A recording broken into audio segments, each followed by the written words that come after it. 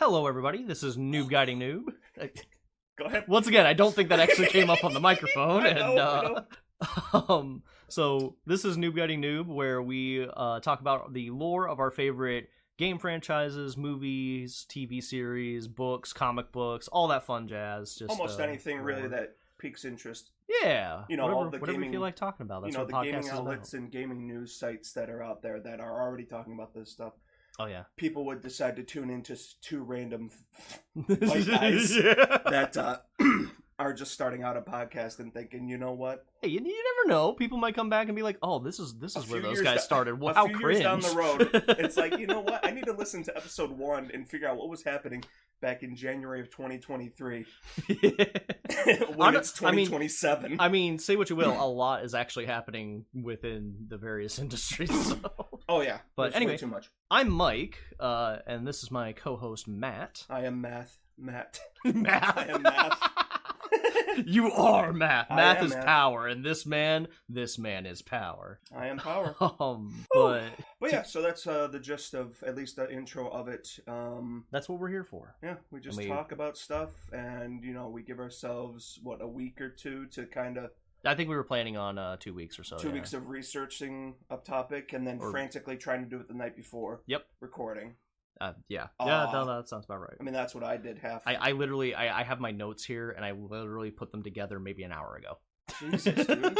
I at least I planned for last week. Listen. At the very least, well, remember, I was going to do a different topic last week, and then decided that was way too deep to jump into. Yeah. So we might get to Warhammer at some point, but so this because our podcast was originally when Dark Tide came out on Steam or whatever, because people itching for a new Vermintide type game, a Horde game, Slayer, a Horde Slayer from the Fat Shark guys, and we're like, oh yeah, Warhammer lore, Warhammer 40k lore is really cool and all that. And then you look into it, it's very deep. Like, I've been looking into the lore for deep. Let me put it this way: I've been looking into the lore for like the last 3-4 years. Yeah. And I've barely scratched the surface. Oh, it seems like it's good. It's an entire pain to go. Like it goes on forever. The people that decide to do it, I don't know if they ever do it like chronologically. So today I decided to go with something for the first episode. I decided to go with something a little bit smaller and something that I am much more familiar with, which is why I was able to throw these notes together in an hour because I already know. It's easy enough to do something like that. Right? These aren't even notes. These are bullet points to remind me of the actual, okay, we're doing it in this order. You're probably better at that. You're probably better at the thing of like, oh yeah, these bullet points of these certain things, where sometimes I have to literally, I mean... Well, it's not even... normally, I'm not. It's literally just, I fucking love Mass Effect. Yeah. I you see those Steam reviews where they say they've got 2,000 hours, 0 out of 10 game, didn't let me, kill a kid or something in Skyrim. Yeah. Mass Effect is that game for me. This is the only game that I have realistically clocked over 200 hours on.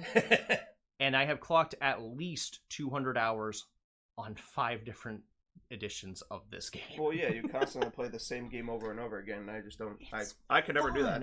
I normally can't either. This is the one exception. I love Mass Effect. Mass Effect is amazing. We're actually talking about some of my favorite species today. Oh boy. Are we getting right into the thing, or do you want to do something else first? Well, I figured we would do... I mean... No. We can do your topic, and then if for the next one, if we want to do some of the random note crap I have, then that's fine too. Do we want to stop? No. Or do we want to cut this out later? This is a podcast. We can talk about whatever the hell we want. I mean, some of the other stuff, I figured we would jump right into it. Okay. At least today. For you? Yep, keep it straightforward. Yep. So what is your So today we're talking about probably my favorite aliens, which are the Krogans. But because in Mass Effect, every species that you talk about is pretty closely related to at least one other species, you can't really talk about the Krogans without first talking about the Solarians. No. It's legit. Yeah.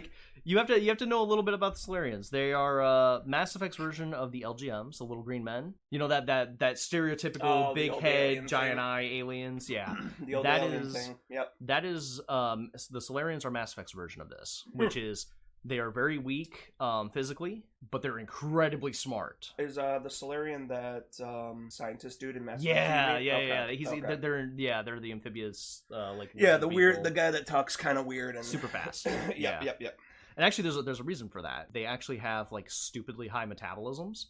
They're not actually people believe that Solarians are super smart and like they are technologically advanced. Yeah.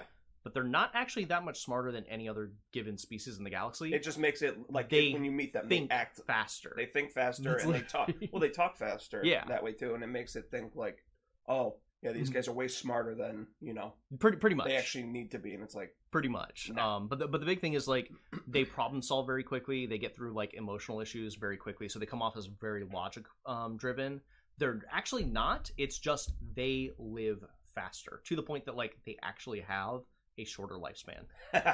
Full length of a Solarian lifespan is about 40 years if they're lucky. Jesus. Yeah. Which, keep in mind, like humans in Mass Effect, I think it takes place like 200 years or 300 years in the future, and human lifespan, due to technology getting better and whatnot, averages like about 200 years. Oh, so okay. that's pretty good. But the cool thing about the Solarians was they are the world's version of the Little Green Men.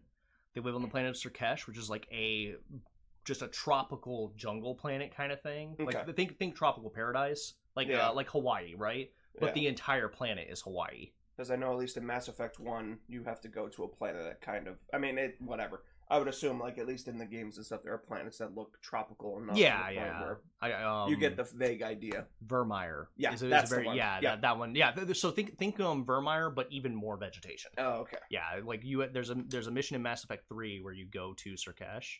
Do you want me to move the mouse? Does it have to, I don't think my screens need to be on, as long as it says it's still recording. As long as it says it's recording, it should All still right, be recording. screw it. So anyway. This whole thing and it's all... Yeah.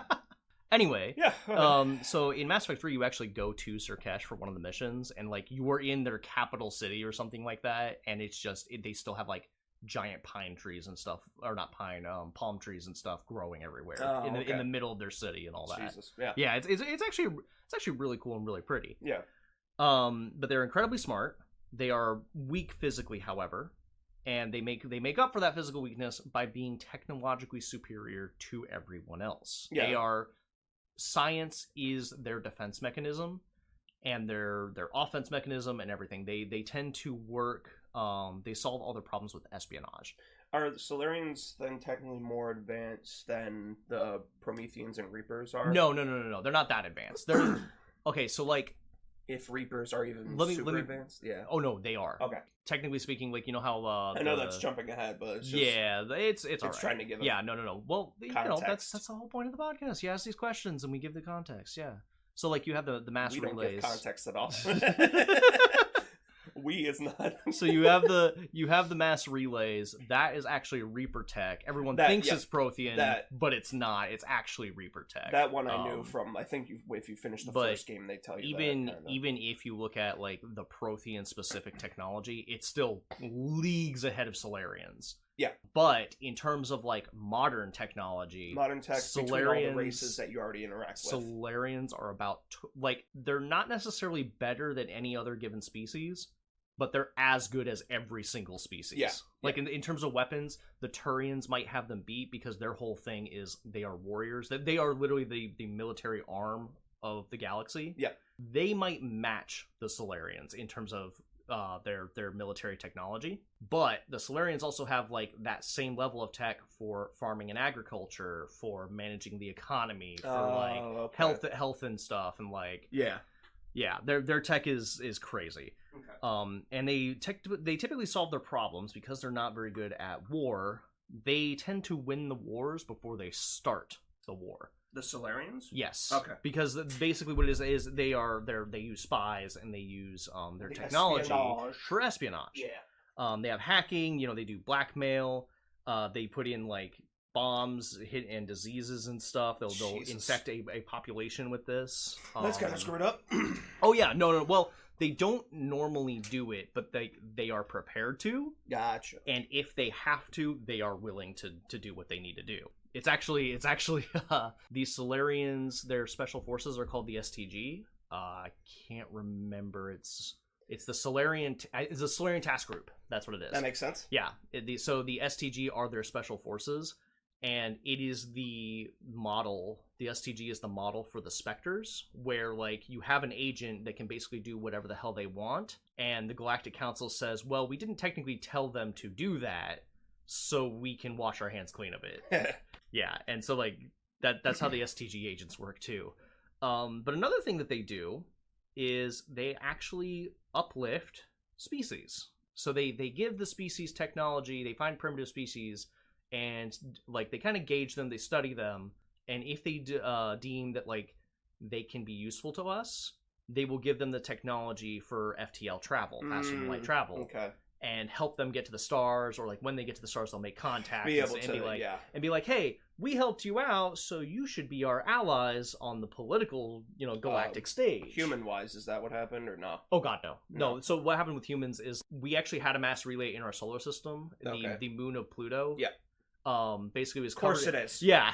Of course, Pluto. Yeah. So basically it was a mass relay that was covered in ice. We found FTL travel because we found Prothean ruins on Mars.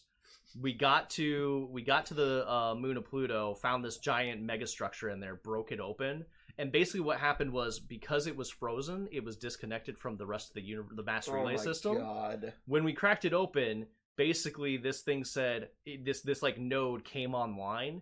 And actually, the Turians saw this and went, "Wait, that's a new mass relay. Let's go check it out." And that started the first contact war. Oh Jesus! We'll cover that another time. Like, but how do you? Well, no, that makes sense if nobody really like keeps a track on all the relays. Well, they don't know what all of them are. They keep track of the ones they know of. But it's not like they're going out looking for more realistically. Well, you can't because it's a pinpoint in the middle of the infinite vacuum of space. Right. Yeah. So there's no way you could really do that unless some But they do kind of like get a notification that like, oh hey, there's a new warp point that just opened up. So they're like, hey, let's go check it out. And when they went there, the Turians were not expecting an advanced civilization ready to come out to the rest of the galaxy. It was I can't remember they call it like I think the Turians call it the Relay 14 incident. Yeah. The humans call it the first contact war. Right. Well, I mean, you would assume so from, I don't know. Oh, it was messed up. Turians are bastards. I will say that. I mean, all of them are. Like, Garrus is awesome, thank you. I meant, like, all the species that you interact with. They seem like Turians, the Turians more than most. In fact, they actually come up with the Krogan as well. But yeah, so the Solarians, one of the things that they do is they uplift species specifically to be kind of, not necessarily with the intention of, but with the expectation that they will be subservient to the Solarians. Like, hey, we helped you advance this much. Yeah, you might want to come our way, us. And you might want to help us, or we could like set you back or some crap like that again. And they can kind of get away with this because they were the second species to find the Citadel after the Asari. The Asari found the Citadel. Yeah, they found the Citadel first. And then the Solarians found it. And they from there, they kind of formed the Galactic Government. I can't remember if the Turians came around that time. I think the Volus actually found it before the Turians. I would believe so. But the Turians didn't come too far after. Surprising that none of the Volus are on the Galactic Council then. Oh, no. There's a whole thing. Like, the Volus hate humans. Not because, like, they all hate us or anything. The Volus are, like, as a species, actually kind of chill. Mm-hmm. They're like, what's the name? Bellathor from Skyrim. We're like, haha, I'll buy your sister or whatever. That's a joke. And then, like, it's hinted it might not actually be a joke. He'll buy anything. He might do it, yeah. The Volus are absolutely that. They're Bellathor as a species. They will buy and sell pretty much anything. But they're typically pretty chill. But, like, in terms of galactic power, they kind of hate humans because whenever we're like the newest species to the galaxy. Yeah. And we kicked the door in because humans, fuck yeah. There's a whole Reddit dedicated to that. You gotta, you have to, fight everything that isn't human, I guess. Because the Volus are like, they're on the precipice. They've done so much for the galactic community. They're like, we should be getting a council seat at any time. And then the humans come in and get a council seat. Yeah, I could see that. Okay. So anyway, cool things are happening in the galactic community. This is way before, like, we're talking probably, I think, 1,400 years or so before the humans show up. Jesus. A different species shows up in the galaxy. Of course. And this is a species called the Rachni. They are a species of giant, ravenous, FTL-capable hive mind insects that eat everything. Do you ever encounter though? Yes. The mission where you go to I only played one, so No, you went to you went to Novaria and you fought Liara's mom, and then you talked to the giant bug in the cave. Yeah, no, the bugs that you fought there were Rachni, which were not supposed. I'm going to get to it here in a minute. Yeah, but like they're supposed to be extinct. Oh, okay. Yeah, okay. And the reason why they're extinct is because they managed to find FTL. They managed to find a relay. They saw that the galaxy was bigger than they thought. And now it's a little bit more complicated than this, but that's getting into spoiler territory. But the short version is these particular ones said, "Ooh, food." Yeah, well, of course. And they proceeded to devour the galaxy. This was a huge, like, galaxy-ending threat, like, potential. And the big issue is you couldn't really fight them, like, properly because most of their home worlds were toxic worlds. And most species could not fight on toxic worlds. Like, you could fight them on your home world. Yeah. You could fight them on some of the other worlds that they found and started consuming, but you couldn't actually fight their major nests. So this is where the Solarians come in, because they're fast thinkers, they've got all this technology, and one of their main things is getting other people to fight problems for them. The Turians, right? Solarians. Yeah. That makes sense. I think the Turians were around at this point, and they were getting their asses handed to them. Just the names are like, if you're like not half listening, but if you're like paying attention to that, Solarian, Turian, or like the little green frogmen. Yeah. They are experts at getting people to fight things for them, and one of the species that they were looking at as like potential uplift candidates were the Krogan. Yep. Now the Krogan, they are my favorite species in Mass Effect. They are just awesome. Oh yeah. Yeah. They are the biggest, meanest, nastiest, hardest to kill sentient species in the galaxy. They legitimately have super strength. They live longer than Asari. Asari lived for 1,000 years. Krogan can live, like, there's actually the oldest one that we know of. Definite. The only one that we know of is in Mass Effect 2, you run into a guy called Warlord Okir. He is at least 1,400 years old, because he was part of the Krogan rebellions. And he dies due to being poisoned, not from natural causes. Spoiler. So, but my point is, we don't know how old a Krogan can live. So yeah, they have a whole bunch, and I mean a lot, of really cool adaptations. They have redundant organs and an entirely redundant nervous system. So if something happens that, like, you can rip out their nervous system, they have a second one. Yeah, they're really fine. They have multiple hearts, multiple stomachs. They have a nutrient sac so that they can go months without eating or drinking. And they can just keep going. And they practically have a Wolverine regeneration factor. You can leave a scar on a Krogan, it will scar over, but you cannot, like, stop, like, its arm will eventually heal. Yeah. If you unless you rip the arm off, it will eventually heal. Oh, they'll find some way to do something even if you rip them. Yeah, it's insane. And the craziest part about them, they're technically a prey species.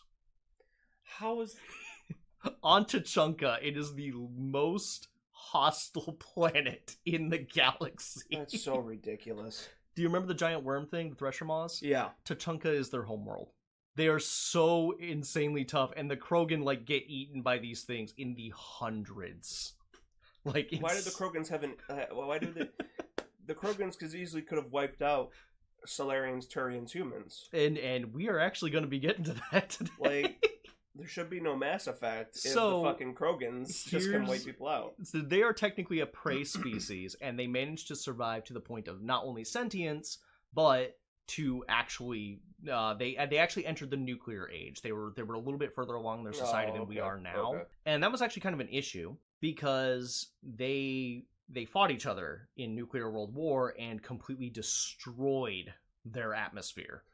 They made their planet all but completely inhospitable. Makes sense.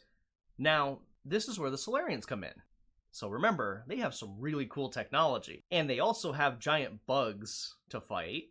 And the Krogan are a warrior people by nature. Like, fighting is in their blood. Like, they legitimately look to fight people. Same as, like, the Turians, kind of? Or the Turians are just kind of aggressive. There's a difference between aggressive and, like... They don't need to fight to live. Well... Yeah, well, technically Krogans don't either. But, like, Krogans legitimately have a biological drive to fight. To fight. Yeah. Like a Turian will be like, they're kind of hard asses. They'll be dicks. Think a jock in the locker room, like just walking around and like stomping on people and whatnot. Yeah. But like the Krogan is the guy that like he doesn't just walk around the locker room and push people over. He will walk through the locker room and slam someone into the wall because they don't have that thing of like, oh, I have to do this because ha ha ha. It's like I want to. Like, no, they just really want to. They really want to, and they don't have a switch to. Yeah, it's like you said, a biological thing. There's actually a quest in Mass Effect 2 whenever you help Krogan through like his rite of passage. Yeah. Where Rex. No, not Rex. Grunt. Yeah, that's who it is. Yeah. And he the whole thing is like, man, I can't control my rage. Like this is wrong. Normally I'm angry because I choose to be angry. This is not a choice. I'm sick. I don't know what's wrong. So you go to Tachanka and it's like, dude, you're going through puberty. Go fight a giant killer worm and then come back whenever you've chilled out. Yeah. That is literally the entirety of the class. It's just part of growing up of your species, man. Pretty much. Realistically. So anyway, the Krogan had nuked their entire planet to hell and back. Like we were talking full-blown nuclear apocalypse, right? Course. And then the Solarians came in and they said, hey, we will fix your atmosphere for you, and we will give you someone else to fight. Someone that will make a really good challenge. And no. You might be saying like, oh man, this sounds like a bad deal. No, the Krogan were all for this shit. They were. Hell yeah. They don't care. As long as they can kill things. So they built this big thing called the Shroud, which just kind of, it absorbed atmospheric particles and like released certain things that basically just stabilized the atmosphere. A filter. Again. That's basically what it was. And the Krogan were deployed to a very, very long and a very, very hard fought war against the Rachni. And to be clear, they loved this. Oh, of course. Like they were dying in droves, but the Krogan as a species were kind of having the time of their life. Yeah. And they are also, because they are adapted to be like the perfect adaptation killing machine, right? They are apex predators. Yeah. Despite the fact they're prey species on their planet, they are apex predators anywhere else. So they can actually go onto toxic worlds and attack the Rachni in their homes. Yeah. And they did this with brutal efficiency to the point that they had completely genocided the Rachni. like the rest of the rest of the galaxy were like, oh, we went a little too far, but like, all right, this is the lesser of two evils. It sucks, but we had to do what we had to do. It seems like if you don't really know how big a genocide of like, oh yeah, no, the Krogan millions of people. They killed every Rachni they could. They just killed all the queens and whatnot. And that's why, like, in Mass Effect 1, when you come across the Rachni Queen, it's like a mind-blowing discovery that one of these things survived. Because they thought all of them were gone. They were thorough. Yeah. They were thorough. In fact, the Rachni Queen that they found was on a dead ship, and it was the only living egg that was in stasis. Is that the thing you have to, in the game at least, you like have to go through each level shooting? Is that, I don't remember. I think like because there was, unless it was a Mass Effect 2 or something like that. Mm-hmm. I don't know. I don't think I remember it as vividly in Mass Effect 1. It was one mission. There's a couple side missions where you can run into Rachni, but like it's. I think I do remember it. It might be honestly, like if you replayed it and you got to know Vera, you'd be like, "Oh, this one." Okay. It would definitely be that moment. I feel like I remember. Like, yeah, it's a vague thing. You get to it, and I think I killed it. So yeah, the Krogans they were thorough. They killed everything. Again, they got him. The one Rachni ship survived. And even then, there was only one viable egg left. Jesus, that's how thorough they were. And they were rewarded for this, mind you. Like they were considered heroes of the galaxy. The Asari, the Solarians, everyone was like, hell yeah! There's actually a statue of a Krogan in remembrance of the Rachni Wars, and like the losses that they sustained, because they sustained heavy losses. Of course they would. Yeah. But the big thing is actually so anyway, there's a statue in the Presidium. You can see it in the first game. You're walking around, you can actually see it. They're not allowed on the Presidium anymore, but they still have the statue there. But there's a reason, and that is that they were rewarded with multiple planets to colonize, and like again, the Solarians and stuff, they're like, you guys did such a good job. We will help you. We will take these worlds that like might not be perfect for you, and we will terraform them. Not super for like you. hospitable or like colonizable. They went out of their way to help the Krogans. The problem is the Krogans, being a prey species, don't know what to do. No. Oh. It's not even that. They were actually pretty cool with this. Yeah. At first.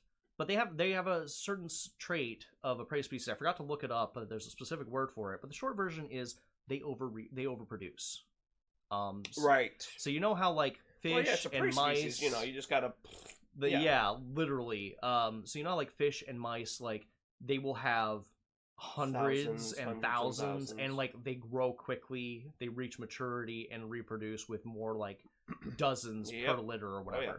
So the Krogan, they reach maturity within like, I don't remember, I think that they mentioned the exact number or like something, but they reach maturity within a couple years. When they reach maturity, every clutch of Krogan eggs tends to be 300 approximately a piece. And they can have 4 clutches per year. Jesus. That means over a single year, over 1,000 Krogan are born. Yep. And of those 1,000, if they all live to maturity, like on Tachanka, like 1 in 10 might live. Yeah. Because again, they are prey there. That's how they were. Yeah. On these new colonies where they have nothing that can actually realistically be a threat to them, right? All of them live to maturity, and again, we're talking 3 to 5 years. Every year there's 1,000 born, and they're at maturity within 3 to 5 years. So as you can imagine, it was really nice that the galactic community gave them these worlds. Yeah, for the time. They overpopulated way too quickly, and they said, hey, you know, it was actually very civil at first, right? Mm-hmm. They went through the proper channels, they got their audience with the council, and actually said something along the lines of like, hey, we understand you weren't expecting how quickly we reproduced. They did, because that's actually one of the reasons why Solarians picked them, was they could reproduce faster than the Rachni could kill them, potentially. Ah, okay. Or they reproduced at about the same rate as the Rachni. Yeah.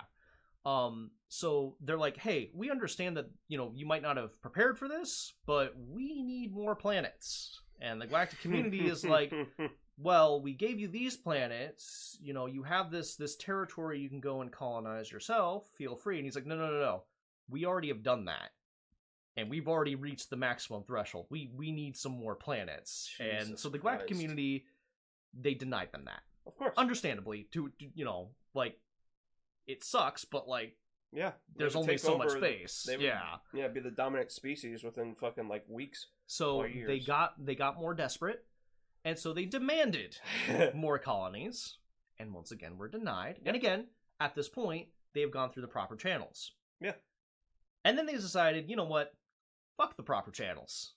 And they actually took over, I don't know the name of it, but they took over an Asari colony. And like they took over the planet, and then they were brought to like trial for that. Of course. And they're like, listen, my people are starving. We need more space to expand and grow and be us and whatnot. And then the council says, we can't just give this to you, and you can't just go taking other people's stuff. You can't go taking the Asari thing. And he's like, you know what? No, we can. And that's when the Krogan rebellion started. That's so like. There are so many, depending on like how many relays they know of, mass relays, it's like just send them to another fucking universe. You would think. The whole thing with Andromeda is that's actually kind of what happened. Oh, okay. The Krogans went to a different galaxy. It's to like just go to a different galaxy, and yeah, obviously not all planets are going to be usable, but like, Jesus. Actually, we'll side note here.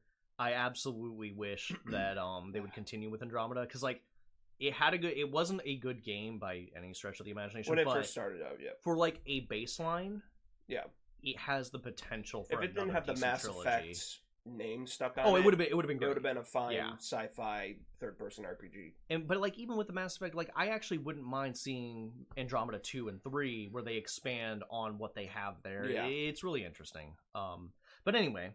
So, you remember earlier whenever I mentioned that, like, damn, if the Krogan, or you mentioned rather, that the Krogan should like conquer the galaxy. Yeah. Yeah, that's pretty much what they decided to do. Well, yeah, makes more sense for them. The Turians, literally, it was just the Rachni all over for them, but worse. Because the Krogans... Rachni are bugs, while the Krogans literally have all the crap, the redundancies, the regeneration.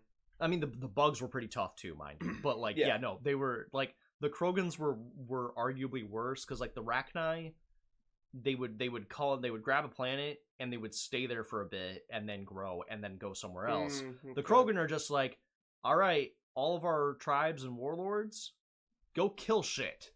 And so they all went out and they all have their own hordes of Krogan doing their own thing. It was like fighting a three front war against one army. And that's pretty much what it was. Jesus. So the galactic community was understandably incredibly desperate. Shocker. Yeah. And during this time, the Solarians had developed an answer through one of their espionage things. Now, the final solution. Kinda, actually. So the thing is, as I mentioned before, they develop a lot of things to include diseases. The Solarians make diseases? Yes. Oh, yep.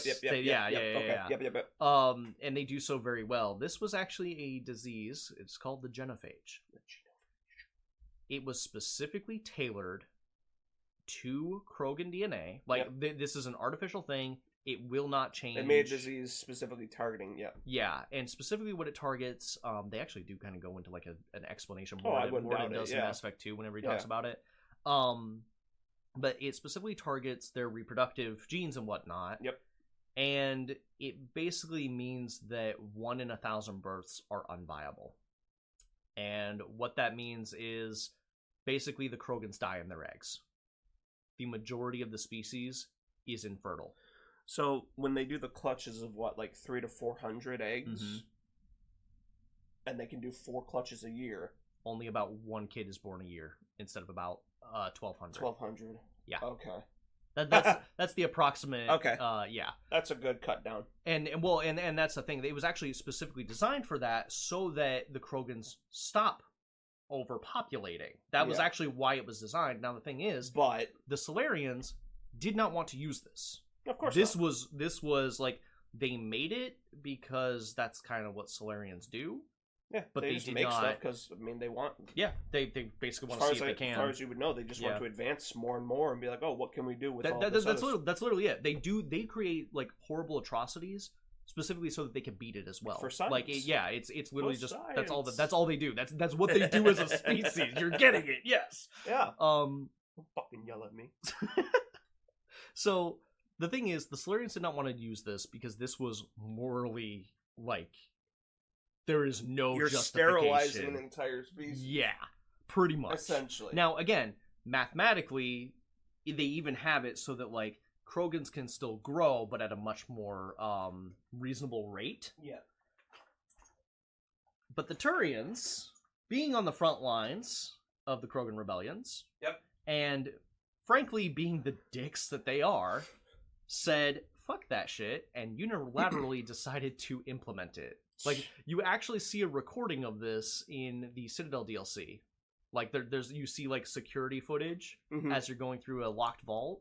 And basically what it is the Solarian scientist is saying, you can't do this. You will genocide an entire species. And the Turian commander says, hold that, man. I'm pressing the button myself. And so, interestingly, they did this through the Shroud, which... if you remember, was that thing that, like, released particles in the air that removed all the radiation and... all the bad stuff and filtered it out. Yep. So, every Krogan on the homeworld was almost immediately infected with the genophage. Yep. Their homeworld basically could no longer produce soldiers. Any Krogan that came to the homeworld, for whatever reason, ceremonial purposes, visiting war councils, whatever, would also get infected. And...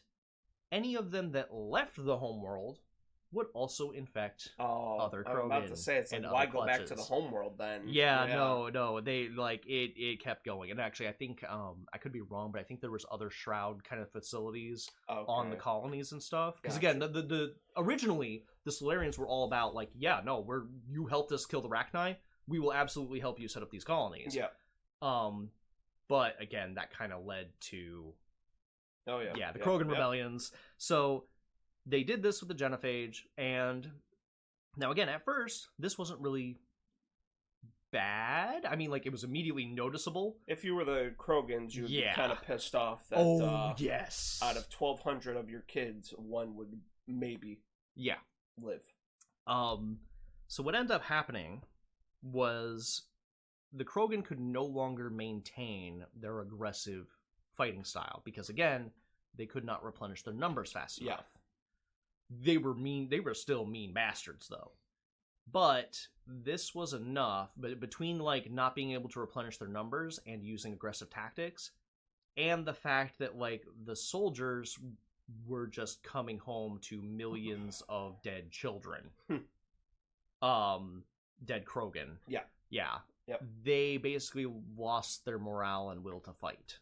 Which in Krogan society is like a major sin, but like we'll get to that in a bit. Yeah. So the Turians were able to finally push them back all the way back to the homeworld, where heavy sanctions were just dropped on the Krogan. Like they're like everything that a Krogan does is through someone else now, except be a mercenary. Jeez. Which is what most Krogan want to do anyway. Well, so of course. Screw you, that's what I want. That's what they want to do. So yeah, they are now, was it just double checking this? Oh yeah.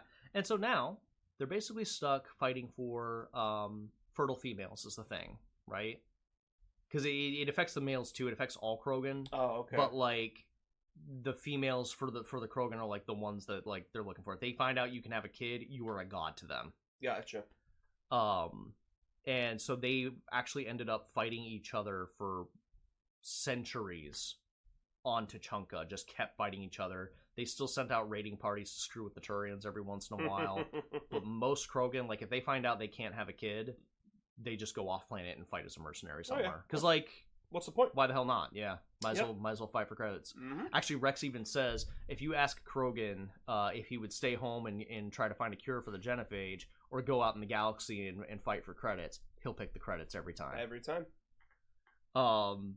So yeah, they have then become totally jaded badasses. Mind you, they are still absolute units as a species. Compared to the other species in the universe that we know. There's just Solarians, Turians, significantly fewer of them. They're god tier species, but you know. And they now have reverted back to a very like they were a tribal society before, but like now it went from being like we have nations now to no, they have just tribes. like spears and sticks, but now they have space lasers. Yeah. And like they have their rituals, they have their stuff like that. It's actually it's a lot of really cool stuff. But that is basically what happened with the Krogan rebellions, and that was about 800 years, I think, before humans entered the world. Yep. So somewhere around that 800 to 1,000. Mm-hmm. And most individuals do not remember the Krogan rebellions, and nobody remembers the Rachni Wars, because those wars went on for a long time. That wasn't just like an overnight thing. If they're super way long ago. Yeah. So Krogans are typically nowadays hired as bodyguards, as mercenaries. They do run their own mercenary companies. I think the Blood Pack is run by Krogans in Mass Effect 2. Nice. You run into them a lot. Yep. And they are some mean motherfuckers. That's how it is. Yeah, they're difficult to get to or to kill. Like in Mass Effect 2, even on the easiest difficulty, they at the very least have a layer of armor and then health, and that health regenerates. Oh yeah, yep. And some Krogan, unlike like certain species like Turians, they don't typically have biotics, which means that they have gravity powers. Yeah. Turians and Quarians, you will almost never see a biotic among them. Krogans are actually some of the more biotically capable species. So on top of being absolute badasses with like weapons and stuff, They have a ton of health. They typically have heavy armor, both natural and their actual armor that they wear. Actual armor, yep. And they can throw up biotic shields. Like, these things are as unkillable as you can get in the galaxy. Yeah. Yeah. And that's pretty much what to know about the Krogans. Like I said, they have a very tribal society. They fight amongst each other a lot. The cool thing about Rex in Mass Effect 1, he kind of explains this stuff. There's like the genocide of his culture due to the genophage. Yeah. Yeah. And he's kind of upset about it. He actually goes back, and in Mass Effect 2 you kind of run into him again. And he's like, "Yeah, no, I'm actually, well, if you don't kill him in Mass Effect 1, because that is an option." That's an option. Why you would pick it, I don't know. Rex is awesome. I just kill him because you can't have him in Mass Effect 2. But so kill him. Yeah, you can get him in Mass Effect 3 though for one DLC. Oh, a DLC, not even the game itself. Main game. It is so hype because the cool thing about the DLC though, like having Rex in the DLC, he is legitimately the strongest character. Like the design of the character and his powers and stuff. Yeah, the dude is unkillable. Of course. If you want to beat Armax Arsenal Arena, which is like just an arena mode thing, you bring him and you bring Grunt, and Grunt will die like twice as quickly as Rex will. And what you do is you spec them for melee, and then you hide in a corner, and they will kill everything on the hardest difficulty. You will get max points. You can unlock everything. Do the whole like mini story they have with the Armax Arsenal Arena, and you literally just let Rex and Grunt kill everything for you. Jesus, they are insane, and they live up to their reputation as Krogan. Oh yeah. So yeah, they have a tribal society, very warrior based culture. If you're not strong enough, you're not considered like worthy for breeding, basically. And that is something that like is central to their culture. Is like, again, if you're able to, you stay on the home world and you do your business, because that, they need population. They need population. That's how it is. And you actually find out a little bit later, the Solarians, they actually have, because again, they are hyper adaptive, like apex species. They actually started adapting to the genophage later down the line. Solarians or Krogans? Krogans. The Krogans actually started adapting to it, and like their bodies basically started ignoring the genophage, and so the Solarians every once in a while have to come in and tweak it so that it matches the adjustments. Jesus Christ. Yeah, no, it's messed up.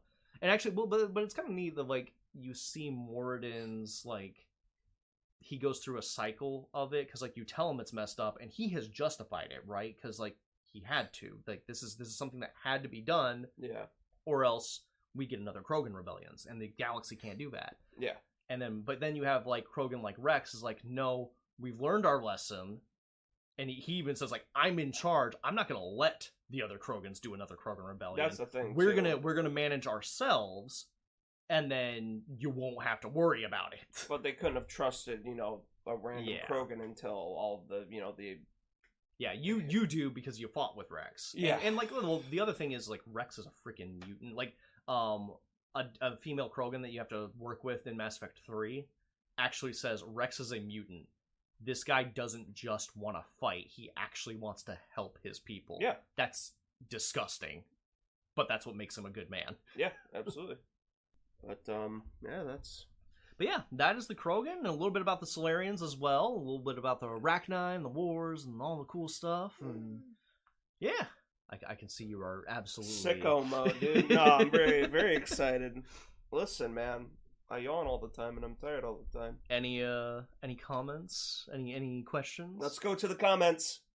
Yeah, because we have those. I don't see any comments on the board there. So actually, I will say I skipped over a lot of. Well, I won't say a lot. I skipped over a decent, chunk of stuff.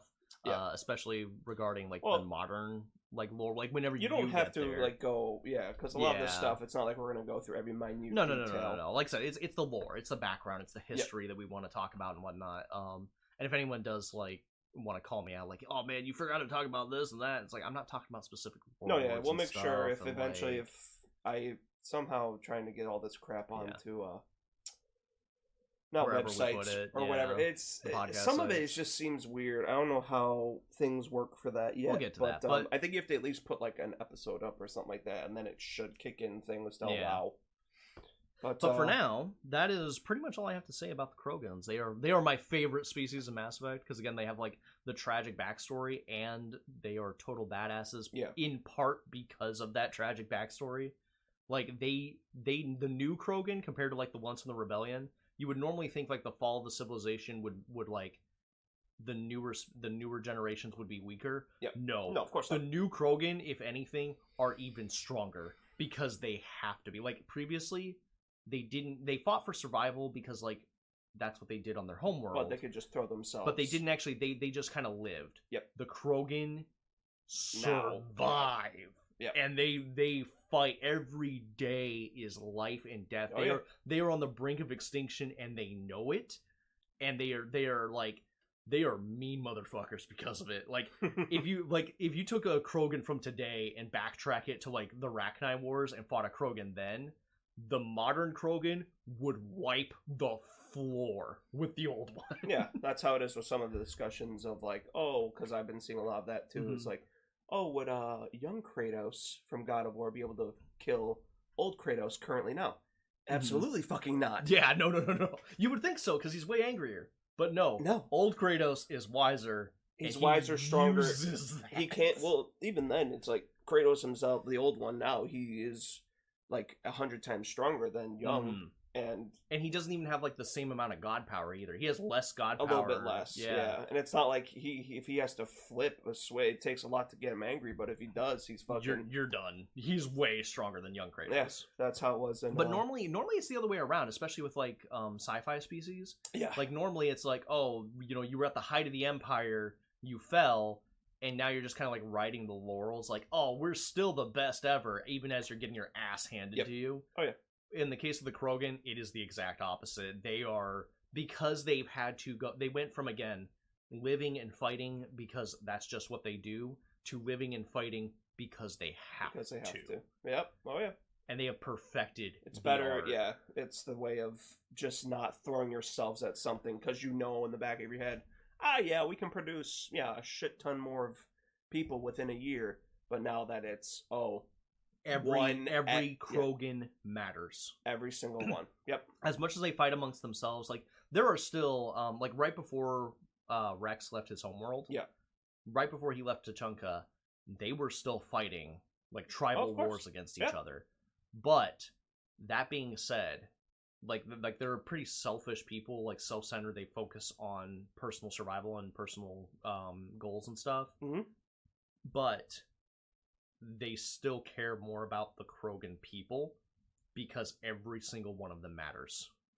That's the best way to, like, you might be a fucking dumbass, but I will pull your ass out of the fire if I have to. Yeah, because we need you. Or on the flip side of that, you are a fucking dumbass and you went into that fire, you're not worth letting to live. I will walk away and let you burn. Or, like, you can survive, prove your worth, and come join me again. Yeah. Or you can die there, and that is where your gene pool ends. Yeah, either you do it by yourself or not. And they are all very Spartan in that way, which is fine. But so I think that's a pretty good place to stop here for today. Thank you everybody for joining Noob Guiding Noob. What do you mean no? You're too formal with this. What? It's about that's just gotta be chill, man. Just gotta relax, and then it's our first episode. It can just end. Yeah, it doesn't have to have a proper outro. But I wanted to say, like, we're planning on releasing these every other week. What we were saying, timetable can be different, but we'll release them when we release them. Like I said, planning to bi-weekly releases. But we'll do what we do. Thank you all for joining us. I've been nope. I'm Mike. Don't need to. Nobody needs to know that you're Mike. This and I'm is Matt. Yeah, point at me. For the audio, point at me and let them know. They can hear the point. But yeah, other than that, it's like, we'll just talk about stuff, and if I don't know how the channels work and how this releases onto certain platforms. We'll figure it out. And any criticisms or comments, feel free to share. You can put a only 5-star reviews. Nothing less that we will never read anything less than 5, even if it's complaint or constructive criticism. Yeah, give us the 5 stars so that we notice you. Show notes wise, I think, however the fuck it works, it's going to be like putting the email in at least if we'll do so. Oh yeah. No. You can contact us at noobguidingnoob@gmail.com if you wanted to Noob Guiding Noob, all one word, at gmail.com. And, also, I think that's the only things we have. Right now, that's all we have. We do plan on getting some other things set up eventually, but like right now we just have to see how actually like uploading an episode works, and then if it actually kicks in things on the other web, like the certain websites. So if you see a second episode, then you'll know we figured it out. We hopefully figured it out, yeah. But thank you so much for joining us, everybody. And that will be it.